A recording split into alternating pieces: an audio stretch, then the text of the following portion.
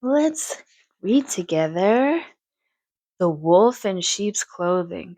Oh, this is one of my favorite stories because it's so important to know the message. And what's a wolf in sheep's clothing? I think if we look here, we see this brown, orange, rusty looking wolf. And then on top, we see this sheep costume. Hmm, let's see what's going on here. The picture certainly is weird.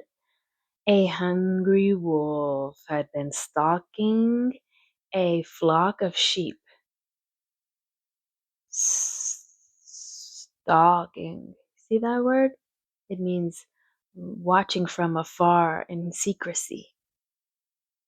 A hungry wolf had been stalking a flock of sheep for many days when he came upon a worn out sheepskin. This must be the sheepskin, the costume. Delighted, he devised a plan to outwit the flock's watchful shepherd. Outwit, outsmart the flock's watchful shepherd, the human who was watching the sheep to make sure that they were safe from hungry animals that might want to get the sheep. That's what a shepherd is. The wolf slunk into the fold one night, covered in a sheepskin disguise costume. In the dark, the shepherd saw nothing amiss, nothing different, nothing wrong. Aha! thought the wolf. As soon as the shepherd goes to bed, I'll eat as many sheep as I please. But it just so happened that the shepherd had a taste for fresh mutton that night. That's a type of animal. Thinking only of his supper, the shepherd seized hold of the nearest sheep to ready it for slaughter, to prepare it for food, and found himself holding the wolf. "What do you think you're doing in my flock?" the astonished man cried. Flock. That's a group of animals. "What are you doing in my flock?" the astonished man cried. Astonished means surprised.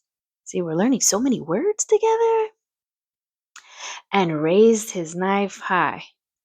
"Rest assured, this is the last time I'll find you lurking here." Lurking, hanging around in secrecy. What's the moral of this story?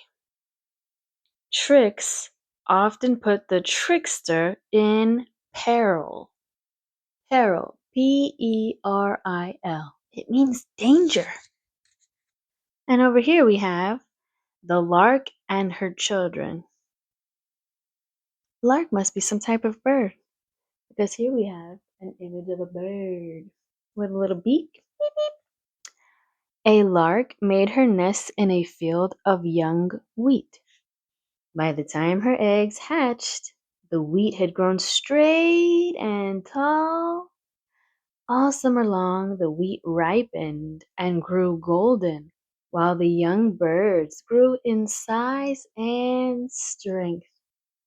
The fledglings, the baby ducklings, the baby birds, were nearly ready to leave the nest when they heard the farmer talking to his sons. "The wheat's ripened at last," he said. "We'll call our friends and neighbors in to help us harvest it." The little birds were frightened that their nest might be destroyed, and when their mother returned to the nest that night, they told her what they'd overheard. "Never fear, my children," the lark replied. "We still have some time left. Practice your flying and make sure your wings are strong." A few days later, the young larks once again heard the farmer talking. That wheat must be harvested at once. Harvested at once. Harvested, gathered together. We can't wait any longer for help from our friends. Tomorrow we'll set to work ourselves. When her children told the lark what the farmer had said, she answered, Then it's time for us to be gone. For once a man is ready to do his own work, there will be no more delay. And what did we learn from this message? We learned that if you want something done, do it yourself. That's right. It's good to learn how to do things for yourself so that you don't ever have to ask anyone for help and you don't ever have to wait on anyone for help. Because if you wait, you might be waiting a long time. And in that time, you could have just accomplished that goal yourself. But we also must remember it's okay to ask for help sometimes.